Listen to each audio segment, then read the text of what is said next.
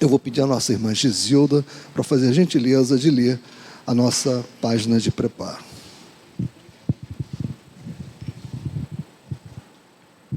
Então, meus irmãos, vamos ler essa página, cujo título é Pureza, e é do livro Religião dos Espíritos, pelo Espírito de Emmanuel, a psicografia de Francisco Cândido Xavier.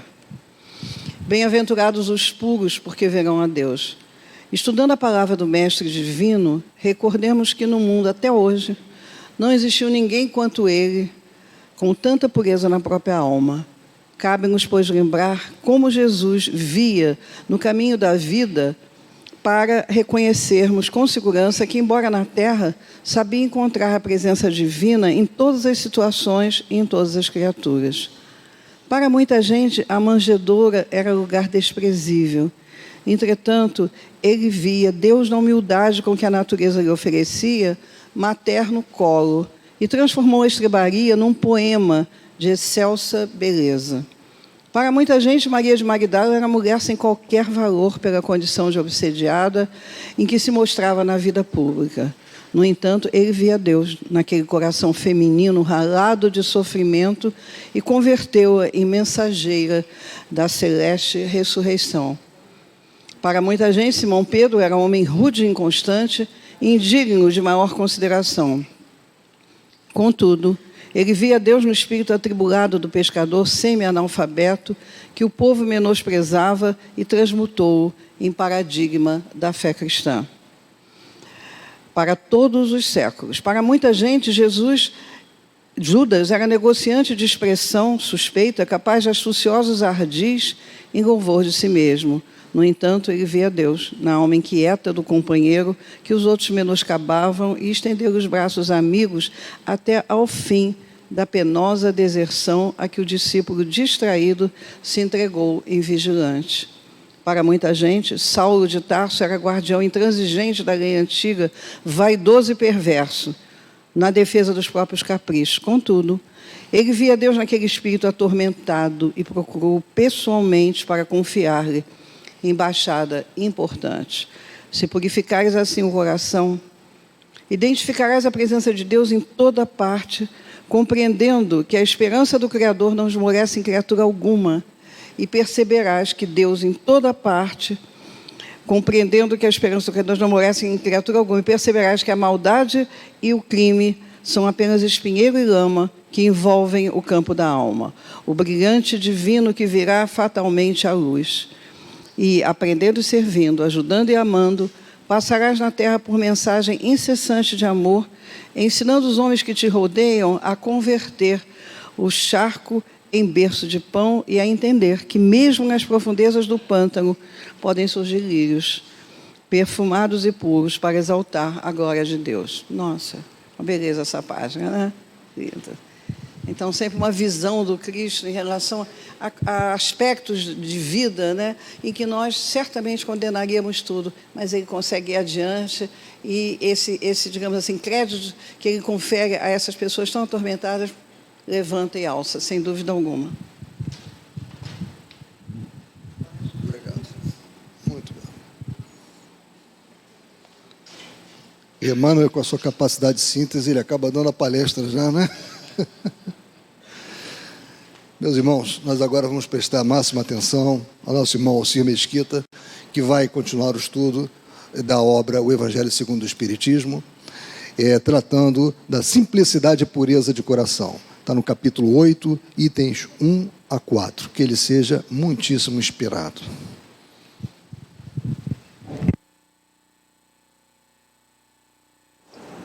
Boa noite, meus irmãos. Que Jesus, o nosso meio e amado Mestre, nos ampare na noite de hoje. Bom, como Dionísio já adiantou, bem-aventurados os que têm puro coração, é o nosso tema de hoje, né? E Jesus, a nossa segunda revelação, né? Nós tivemos os profetas, tivemos Jesus, e Jesus, naquela ocasião, falava por parábolas. E essa parábola que nós vamos ler hoje vai nos permitir falar sobre aspectos da doutrina, a terceira revelação, porque a doutrina espírita permite que nós entendamos com muita clareza as palavras de Jesus. Ela nos ajuda a interpretar no seu cerne o que ele efetivamente quis dizer. E sobre esse tópico em especial, ele vai nos permitir discorrer sobre uma lei moral fundamental para nós, que é a reencarnação. A reencarnação é uma lei de justiça, uma das mais perfeitas da natureza, né? E nós vamos ver como isso ocorre em função da mensagem. Mateus, né, capítulo 5, versículo 8, diz: apresentaram-lhe então algumas crianças a Jesus, a fim de que ele as tocasse. E como seus discípulos afastassem com palavras ásperas os que lhes apresentavam, Jesus, vendo isso, zangou-se e disse-lhes: deixai que venham a mim as criancinhas, e não as impeçais, porquanto o reino dos céus é para os que se lhes assemelham. Digo-vos em verdade que aquele que não receber o reino de Deus como uma criança, nele não entrará. E depois de as abraçar, abençoou-as, impondo-lhe as mãos. Então Jesus está falando sobre pureza de coração, né? Ser simples e sincero, como são as crianças. Porque o egoísmo e o orgulho nos afastam de Deus. E vocês vão perceber que em todos os ensinamentos, né, e o sermão das bem-aventuranças, né, bem-aventurados aqueles que sofrem, bem-aventuradas as crianças, bem-aventurados, as bem-aventuranças são as doçuras, né? Você vai ver que não tem nenhuma mensagem de valentia, de vingança, de ódio, de rancor, de egoísmo. São mensagens de tolerância, de amor, de caridade. E a gente percebe claramente pelos ensinamentos do Cristo que só no amor, só na caridade, só na doçura nós alcançamos. E essa mensagem que ele pretende nos passar, né? Que é a nossa postura exatamente como se fôssemos crianças. Porque a pureza de coração é inseparável da simplicidade e da humildade. Exclui toda a ideia de egoísmo e de orgulho. Por isso é que Jesus toma a infância como emblema dessa pureza, do mesmo modo que a tomou como da humildade. E é fato, né? As crianças são assim. E aí Kardec, nesse estudo, faz a primeira observação importante, consideração de Kardec. Ele diz: poderia parecer menos justa essa comparação, considerando-se que o espírito da criança pode ser muito antigo, né? Nós, quando reencarnamos, somos espíritos milenares, né? Com uma bagagem gigante de encarnações nas costas e com muitos erros no caminho. Como nós, reencarnados, somos doces, né? Criancinha sempre nos passa aquela sensação de humildade, de simplicidade, né? De benevolência. E é isso que nós vamos analisar, e aí está a observação de Kardec. Mas ali está encarnado um espírito milenar, né? Porque nós somos espíritos imortais e quando reencarnamos trazemos toda a nossa bagagem pregressa, todos os nossos erros, desacertos, né? Então, às vezes, nós temos ali, reencarnando naquela criança doce e bonitinha, um assassino voraz, né? Como explicar isso? Que fenômeno é esse? Então, nós vamos aproveitar para mergulhar um pouco nesse processo maravilhoso que é a reencarnação e entendermos um pouco. Então, o que o Jesus quis dizer é que não é que as crianças, mas aqueles que se comportam como as crianças. E por que nós, que trazemos uma bagagem de erros e desacertos terríveis, às vezes de ódio, de rancor, de egoísmo, quando reencarnamos, estamos naquela fase de crescimento, nos apresentamos tão doces, tão suaves, né? Tão agradáveis. Qual a mãe que não olha para o seu rebento e fala assim, que anjinho, né? Toda mãe chama o seu filho de anjinho. E nós sabemos, né, encarnados aqui no planeta Terra, que não fomos anjos nas encarnações passadas e continuamos o mesmo. Então, que fenômeno é esse? Então, nós vamos explorar isso. E Kardec pergunta ainda no Evangelho, por que não somos exatamente como éramos, né? Por que a gente não reencarna e já mostra a verdadeira face E a gente vai estudar um pouco esse processo reencarnatório e como a pedagogia da reencarnação ela é fundamental para o nosso aprimoramento moral e como esses mecanismos da justiça divina nos conduzem no processo da melhoria. Kardec diz, pois que o espírito da criança já viveu, por que não se mostra desde o nascimento tal qual é? Né? Por que aquele ser vingativo, belicoso, odiento, não já se mostra assim e às vezes vai se revelar na adolescência, na idade mais madura. Tudo é sábio nas obras de Deus, diz Kardec. A criança necessita de cuidados especiais que somente a ternura materna lhe pode dispensar. Ternura que se acresce da fraqueza e da ingenuidade da criança.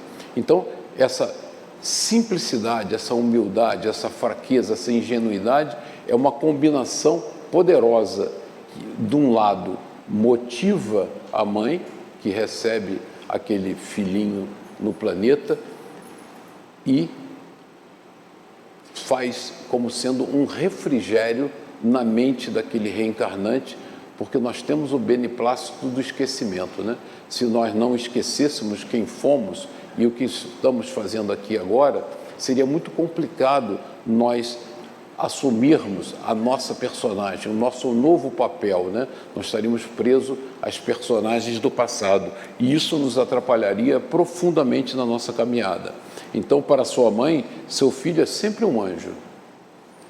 E assim era preciso que fosse, para lhe cativar a solicitude. Então, esse mecanismo da justiça divina tem um aspecto importante, né?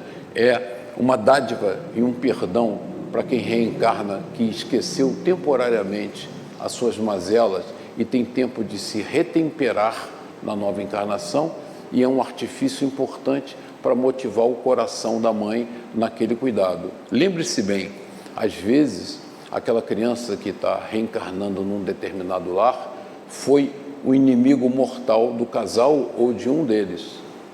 Se ambos, né, a criança e os pais, lembrassem de que aquela pessoa que está reencarnando ali, e nós vamos ver o caso do Sigismundo, né, no Missionários da Luz, vocês vão ver isso, seria tenebroso tanto para o papai como para a mãe. Então Deus, na sua sabedoria infinita, permite que nós esqueçamos o passado e que nossos pais nos recebam como anjos.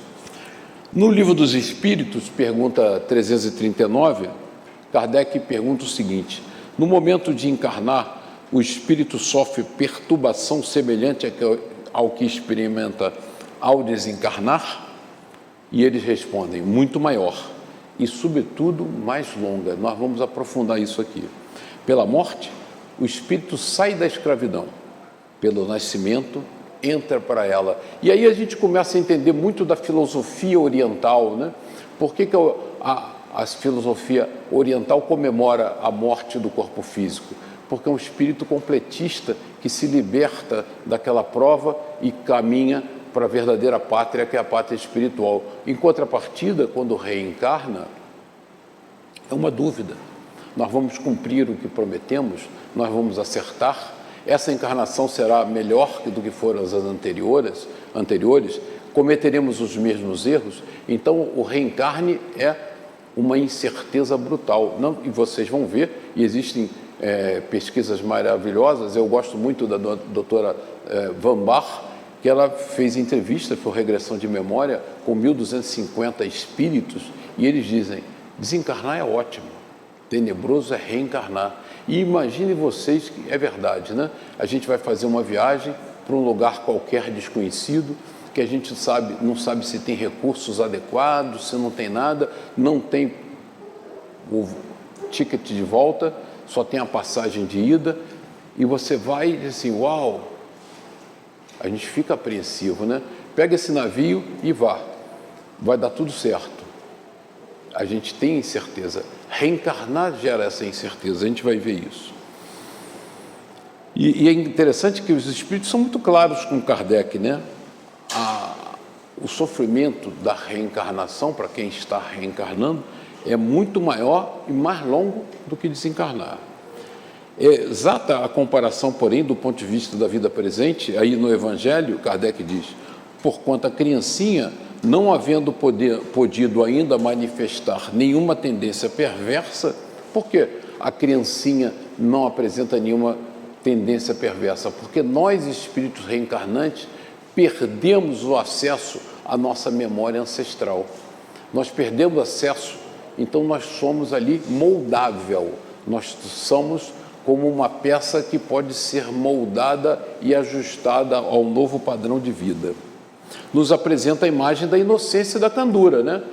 Nós não temos mais domínio total sobre o nosso corpo físico. Vocês vão ver isso, nós vamos recorrer a André Luiz, que o desenvolvimento do corpo físico permite a manifestação integral da personalidade do espírito reencarnante. Daí, alguns espíritos muito rebeldes se revelam quando? Na adolescência. Porque quando já se desenvolveu totalmente o organismo físico, aquele espírito tem domínio total e começa a manifestar características do seu caráter. Daí Jesus, de modo absoluto, daí a não dizer Jesus de modo absoluto que o reino dos céus é para as crianças, mas os que se assemelham às crianças. Então, aqueles de nós, quando adultos, que somos humildes, tolerantes, benevolentes, esses são do reino dos céus, né? E nós temos esse direito. Então, vocês vão ver que toda a mensagem cristã é essa, né? De doçura, né? A gente só constrói a nossa vida, a nossa felicidade a partir da doçura, do amor, da caridade. E a trajetória da reencarnação, do reencarnante. Em que momento, e isso é importante do ponto de vista moral para nós, a alma se une ao corpo? A união, em formação dos espíritos, começa na concepção, mas só é completa por ocasião do nascimento. Então, nós começamos um processo bacana, que nós vamos analisar aqui hoje, em que você, espírito reencarnante, já está ligado no primeiro momento ao ovo, né?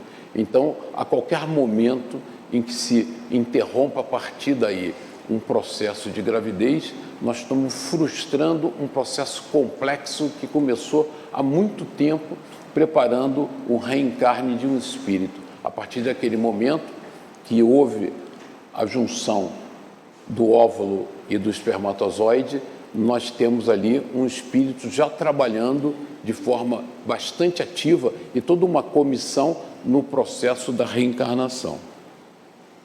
O espírito designado para habitar certo corpo, a este se liga por um laço fluídico, que cada vez mais vai se apertando, até o instante em que a criança vê a luz. Então, esses laços vão se tornando cada vez mais sólidos. O grito que o recém-nascido solta anuncia que ela se conta ao número dos vivos e dos servos de Deus, né? Vivos é figurado, né? Encarnado, porque vivo estava antes, né? Agora está prisioneiro, como os próprios espíritos dizem a Kardec. Na verdade, a gente carrega um corpo físico pesado, né? E o esquecimento do passado? Como é que se dá esse processo? No intervalo que medeia da concepção ao nascimento, pergunta Kardec, goza o espírito de todas as suas faculdades? Pergunta 351. Mais ou menos, conforme o ponto em que se ache. Porque quando ele começa naquele momento inicial da concepção, ele ainda tem uma certa autonomia e uma certa noção do que está acontecendo. Vocês vão ver que ele entra num estado de perturbação, como se estivesse num pesadelo, e começa a ter um processo de redução do seu perispírito que vai se ligar totalmente no momento do parto daquela criança. A partir do instante da concepção, começa o espírito a ser tomado de perturbação, que o adverte de que lhe soou o momento de começar a nova existência corpórea. Então, no momento que se decide o planejamento reencarnatório e nós nos preparamos e nos ligamos o ovo, ali começa um processo complicado para nós, né? Nesse intervalo, seu estado é quase idêntico de um espírito encarnado durante o sono, quer dizer, ele não tem muita noção do que está acontecendo. À medida que a hora do nascimento se aproxima, suas ideias se apagam, assim como a lembrança do passado. Daí essa dádiva maravilhosa que Deus nos deu do esquecimento, né? Por que o esquecimento? Porque o esquecimento me permite que eu comece a moldar uma nova personalidade. Eu possa sofrer uma influência positiva dos meus pais, daqueles que me tutelam, daqueles que me orientam na nova encarnação. Então, tem um papel importante na maternidade, na paternidade, na construção desse novo ser, né? Essa nova persona que nós estamos ali, porque nós queremos justamente reformar o que fizemos no passado. Então, esse esquecimento nos auxilia. A nossa mãe nos vê como anjos e nos trata como tal. Então, criamos um laço afetivo fortíssimo. Então, aquele inimigo do passado reencarna junto e construímos uma relação de paz e de amor, do qual deixa de ter consciência da condição do homem. Ele passa, né? Nós nos apagamos, a nossa mente fica zerada, nós não temos mais acesso aos nossos arquivos de memória ancestral, que estão no nosso perispírito, e começamos esse processo. E logo que entra na vida, essa lembrança, porém, lhe volta, pouco a pouco, ao retornar ao estado de espírito. Então, nós vamos tomando domínio do corpo físico a partir do desenvolvimento desse corpo físico, inclusive do ponto de vista endócrino. Nós vamos ver isso em André Luiz. E aí, com esse domínio pleno do corpo físico, nós começamos a manifestar as nossas verdadeiras tendências, que, se educadas durante esse período, podem ser dominadas. Se não educadas, nós teríamos problemas, né? Será mais uma reencarnação frustrada. O perispírito é um mecanismo de justiça também, né? Eu peguei aqui um trechinho muito importante para a gente entender certos fenômenos da reencarnação, da revista Alta de Souza, que diz o seguinte: portador de expressiva capacidade plasmadora, quer dizer, o nosso perispírito, ele sofre uma influência muito importante do nosso comportamento, do nosso pensamento, dos nossos atos, das nossas tendências, né? Então, ele vai se plasmando, ele vai assimilando aqueles padrões vibratórios e vai alterando a tessitura perispiritual, de forma que o perispírito registra todas as ações do espírito através dos mecanismos sutis da mente.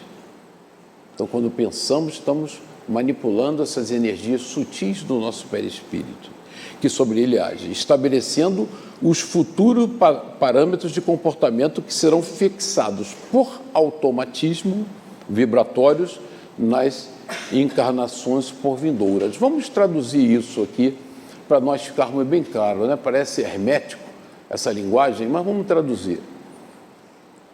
Nós somos um fumante inveterado, fumamos irresponsavelmente e desenvolvemos um câncer de pulmão. Desencarnamos. Acabou aí? Não.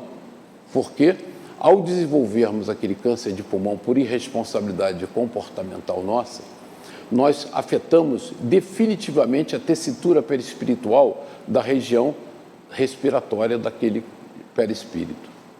Aquele perispírito assimilou aquela alteração provocada por nós durante a nossa vida.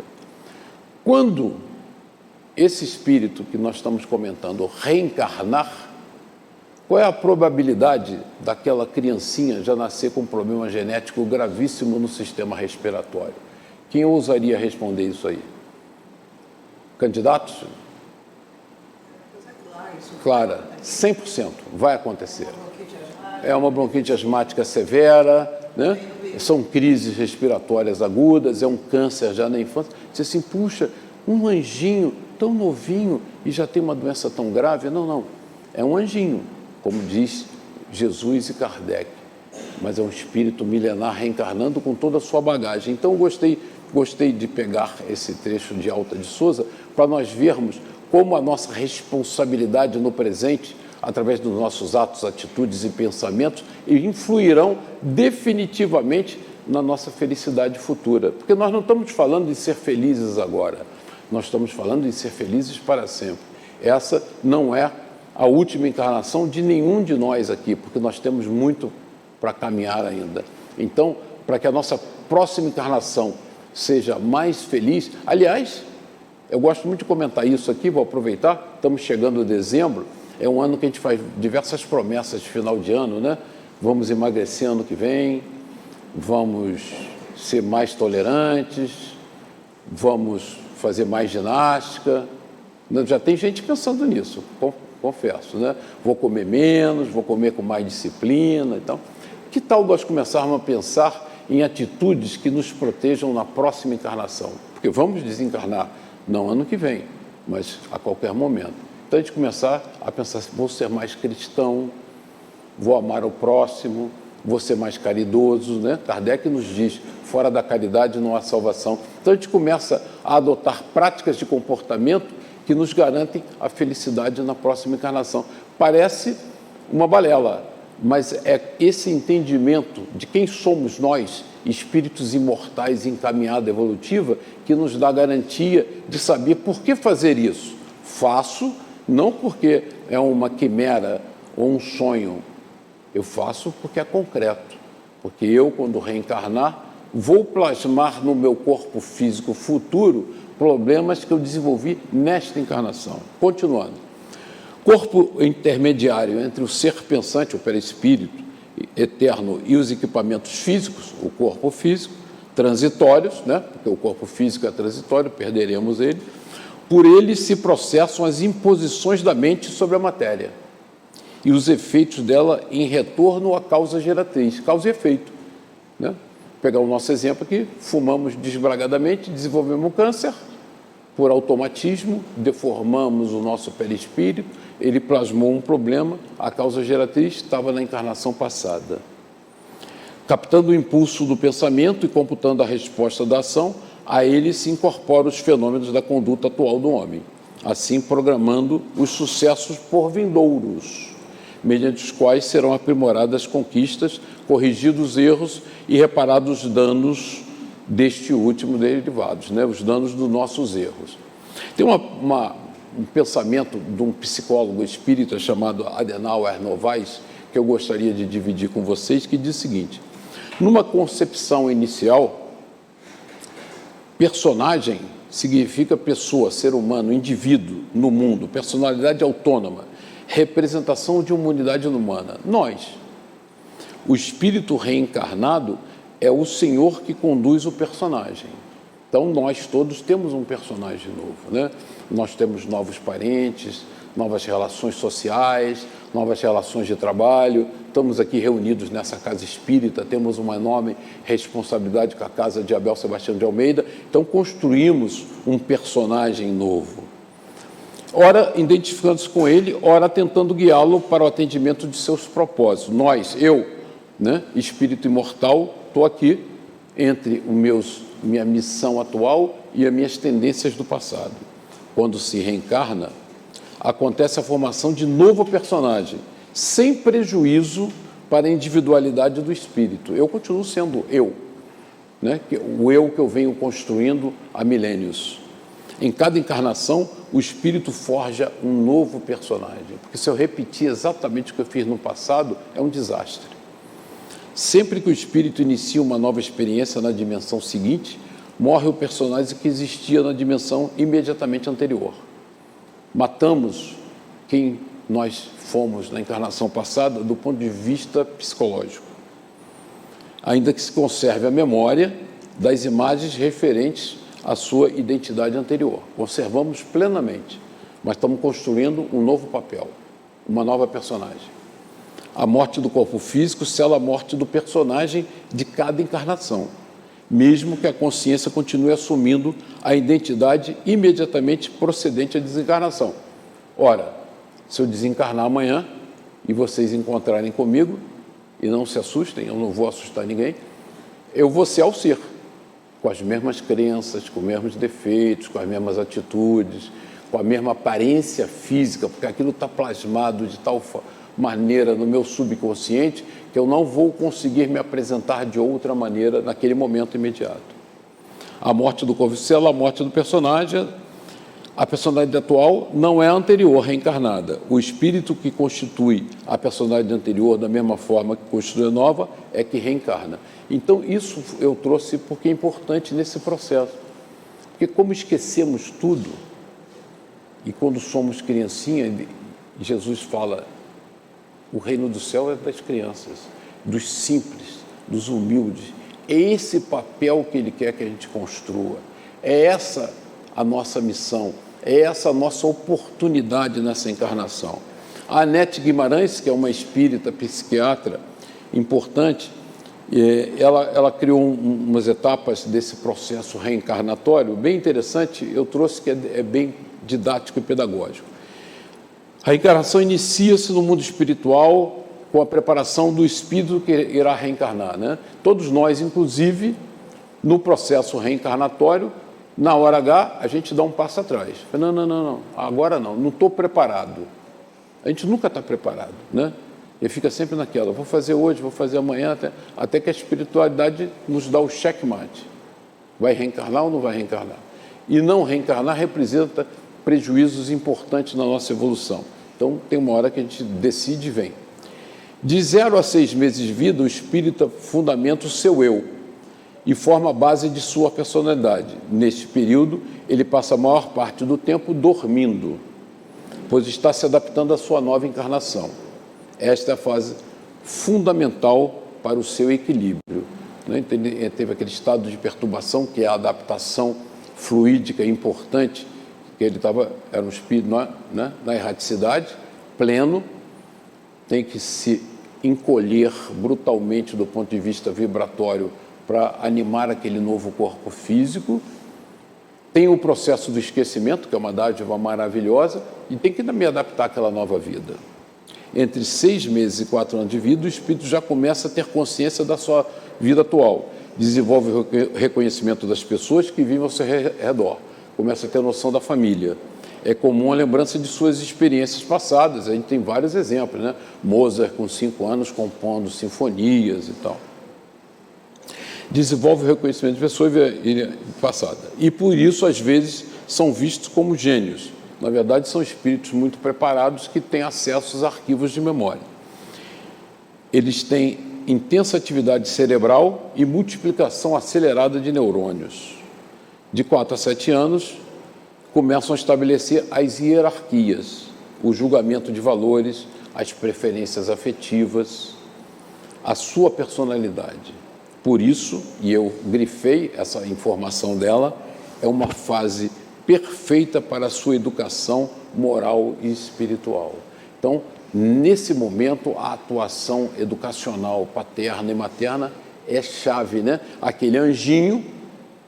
Então, tem um livro que eu recomendo que todos leiam, do Hermínio Miranda, Nossos Filhos São Espíritos.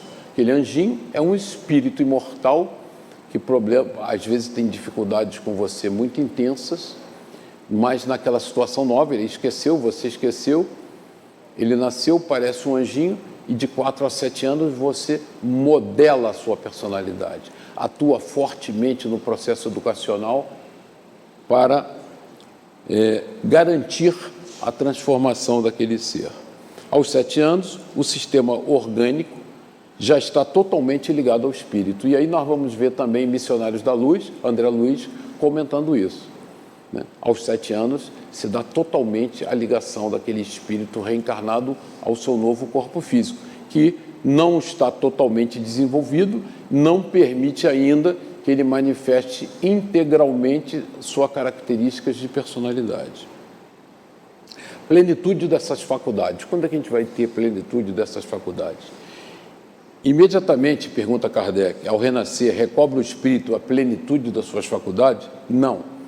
Elas se desenvolvem gradualmente com os órgãos. Como tocar violino, né? Se eu lhe der um violino sem cordas, você não vai tocar, porque não tem corda. É simples, né? O espírito se acha numa existência nova. Preciso é que aprenda a servir-se dos instrumentos que dispõe. Novo corpo físico, novas condições, novo ambiente social, tudo muito diferente. Ele tem que se adaptar a isso. As ideias lhe voltam pouco a pouco, como uma pessoa que desperta e se vê em situação diversa da que ocupava na véspera. Quem era eu na véspera? Um espírito liberto, plenamente. Se eu fui um espírito mais desenvolvido, né, mais esclarecido, mais pacificado, eu recordo a minha última, a minha penúltima e talvez até uma reencarnação anterior e tenho uma visão clara dessa minha caminhada evolutiva, onde eu errei, onde eu não errei, né? Isso é um processo importantíssimo. Então, Eu, de repente, estou num ambiente novo, que eu não conheço ainda. O amálgama. A partir, Evangelho segundo o Espiritismo, Kardec comenta, a partir do nascimento, suas ideias tomam gradualmente impulso, à medida que os órgãos se desenvolvem, pelo que se pode dizer que no curso dos primeiros anos, o espírito é verdadeiramente criança, porque eu não consigo me manifestar. Eu, espírito imortal, não consigo me manifestar, por se acharem ainda adormecidas ideias que lhe formam o fundo do caráter. Durante o tempo que seus instintos se conservam amodorrados, ele é mais maleável e, por isso mesmo, mais acessível às impressões capazes de lhe modificarem a natureza e fazê-lo progredir. Olha que coisa importante, e a gente começa a entender esses mecanismos reencarnatórios, né? E como o papel da educação paterna influi definitivamente no sucesso da evolução daquele espírito. O que torna mais fácil a tarefa que incumbe aos pais. Kardec e Evangelho, né? No texto nosso. E aí nós vamos pegar um pedacinho, né? Missionários da Luz, Segismundo reencarnando.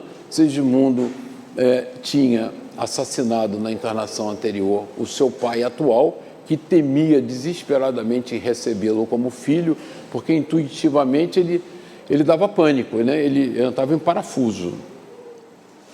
E aí o mentor, Alexandre, fala para Segismundo: notei que o desencarnado abraçara-se com Alexandre, chorando, isso, aliás, é André Luiz falando, notei que, vamos voltar aqui, Segismundo era um espírito já relativamente esclarecido, notei que o desencarnado abraçara-se com Alexandre, chorando compulsivamente, porque medo de reencarnar. O instrutor acolhia-o como pai, e após ouvi-lo durante alguns minutos, falou-lhe compassivamente: acalme-se, meu amigo, quem não terá suas lutas, seus problemas, suas dores? E se todos somos devedores, ele era um devedor, uns dos outros, não será motivo de júbilo e glorificação receber as sublimes possibilidades de resgate e pagamento? Não chore, né? Por quê? Nós vamos enfrentar os nossos fantasmas, né? Quando você reencarna nesse processo educacional, você tem que enfrentar os seus fantasmas. E isso assusta, né? Dá aquele frio no estômago, né? É terrível. Compreendi que a aproximação de Segismundo despertava em Adelino. Adelino é o pai com quem ele vai reencarnar, que ele tinha assassinado na encarnação passada. Compreendi que a aproximação de Segismundo despertava em Adelino, reencarnado, as reminiscências do passado sombrio. Ele, a vítima de outro tempo, não conseguia localizar os fatos vividos, ele não tinha perfeita recordação disso, mas experimentava no plano emotivo as recordações imprecisas dos acontecimentos, cheia de ansiedades dolorosas. Então, toda vez que a espiritualidade reunia no plano espiritual Adelino e Segismundo para começar a preparar aquele processo harmonioso de reencarne, Adelino fugia. Ele voltava para o corpo físico, acordava de um pesadelo assustado, já acordaram assustado assim, de repente, acordou, era Adelino, apavorado, porque ele via Segismundo, que foi o assassino. Segundo Emmanuel, no Consolador, questão 109, até os 7 anos de idade, o espírito reencarnado se encontra em fase de adaptação à nova vida. E por não existir uma integração perfeita entre ele e a matéria orgânica, é uma individualidade extremamente suscetível de receber influências exteriores a fim de consolidar os princípios renovadores para trilhar um caminho novo na vida. E essa é a oportunidade, né? Segismundo vai reencarnar, Adelino, como seu pai, agora, cuidando do seu antigo assassino, tem a chance gloriosa de educá-lo, porque até os 7 anos, primeiro, ele esqueceu o passado, apagou-se da sua mente, ele se comporta como Jesus descreveu, como simples e inocente, um anjinho, e os pais vão cuidá-lo como um anjinho, e como até os 7 anos ele não tem capacidade ainda de se manifestar integralmente a sua personalidade, os pais podem moldar e construir uma relação maravilhosa, né? Então, Segismundo volta, mentalize sua volta ao refúgio maternal da carne terrestre, porque ele estava com dificuldade de fazer esse processo. Lembre-se da organização fetal, faça-se pequenino, porque ele tinha que ajudar nesse processo de redução vibratória do perispírito. Imagine sua necessidade de tornar a ser criança para aprender a ser homem. Compreendi que o interessado precisava oferecer o maior coeficiente de cooperação individual para o êxito amplo. Surpreendido, reconheci que ao influxo magnético de Alexandre e dos construtores espirituais, a forma perispiritual de Segismundo tornava-se reduzida, como um feto. Então, o sacrifício de Segismundo foi se adaptar àquela realidade vibratória para começar o processo de moldar e desenvolver aquele novo corpo físico. Não vamos esquecer dos automatismos que a gente viu dos comportamentos que foram adotados, né? Pergunta André Luiz. Pedi desculpas a Alexandre, todavia não me pude furtar a delicada inquirição, porque tamanho cuidado com o sangue do futuro recém-nascido. Eles tinham uma preocupação muito grande com o sistema circulatório do Segismundo.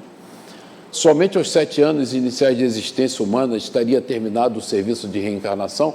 Outra vez, a mesma informação, né? Agora em André Luiz, nós vimos Emmanuel, nós vimos isso em vários trechos do Evangelho.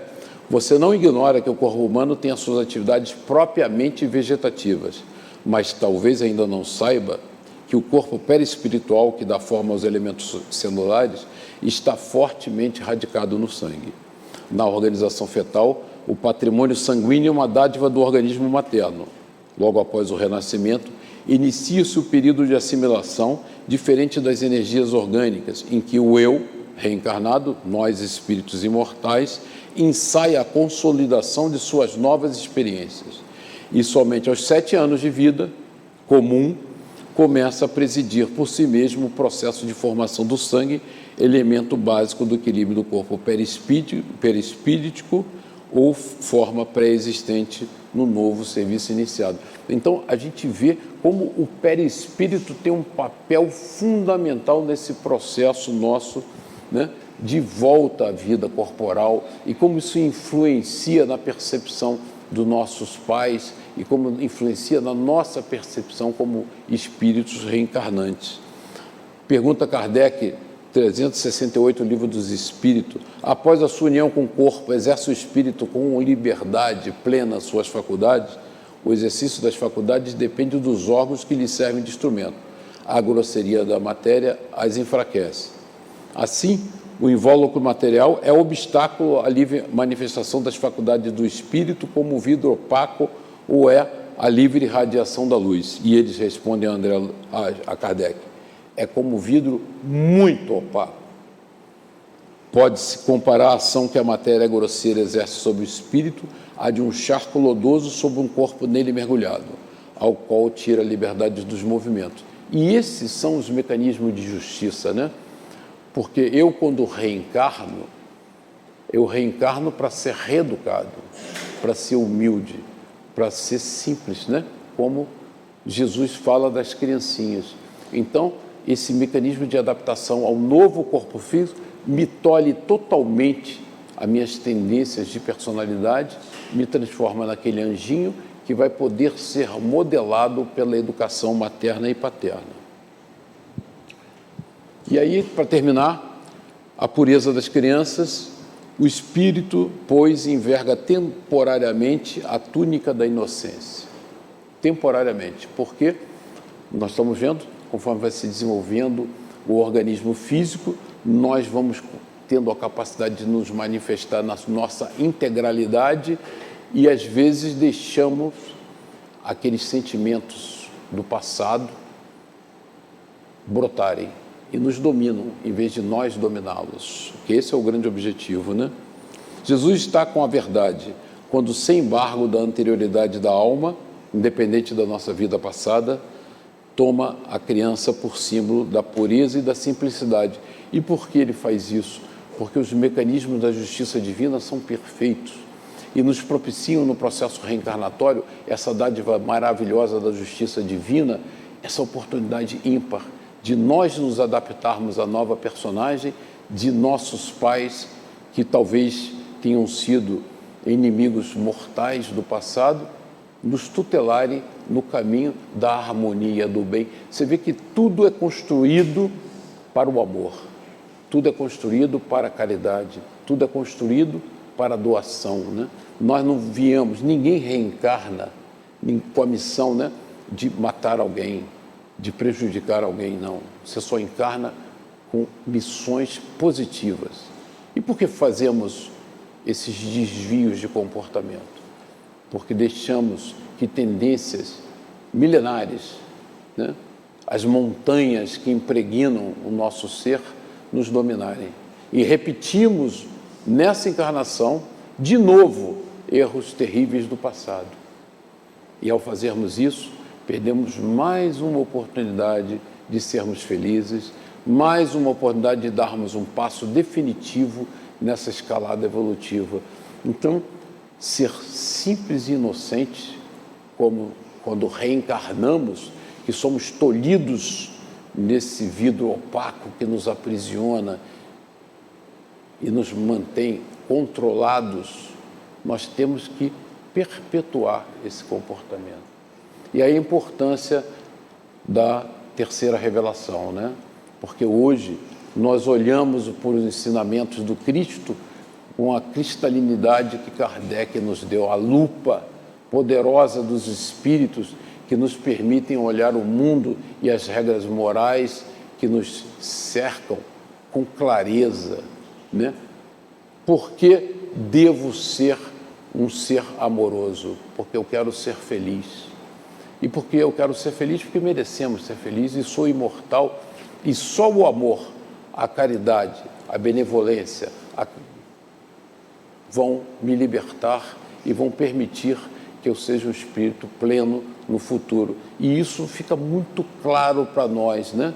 É muito. A doutrina espírita transforma essas coisas numa transparência absurda, né?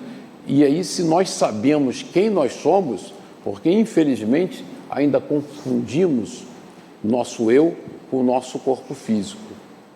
Não, nenhum de vocês é esse corpo aí. Esse corpo é só uma vestimenta, é só uma oportunidade que Deus, na sua misericórdia infinita, nos deu para mais uma encarnação, para termos mais um personagem, para podermos exercitar o nosso trabalho na transformação moral tão indispensável ao nosso sucesso, ao nosso futuro, à nossa paz íntima. E é construindo esse novo homem que nós vamos conseguir ter uma imensa felicidade, porque estaremos próximos do seio de Jesus e nossos irmãos evoluídos, né? Espíritos de luz que nos amparam, nos sustentam e iluminem. E se nós queremos, em algum momento próximo, a nossa partida para o mundo espiritual, poder ter a oportunidade de trabalharmos na comissão de Abel Sebastião de Almeida, temos que começar agora o nosso processo de transformação moral, que nos permitirá não ficar no desvãos do caminho, em choros e ranger de dentes, mas brilhantes e luminosos, trabalhando pela paz, pela caridade e pelo amor. Muito obrigado.